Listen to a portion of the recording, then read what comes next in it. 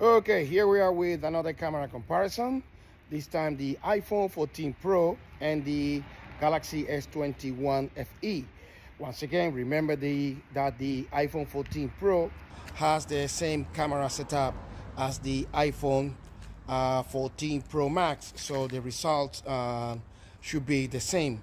This one is a 4K 60 frames per second front facing camera on both. So iPhone 14 Pro and Galaxy S21 FE, a 4K 60 frames per second.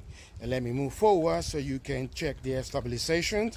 And we're going to stop now here, and we are going to start this comparison now.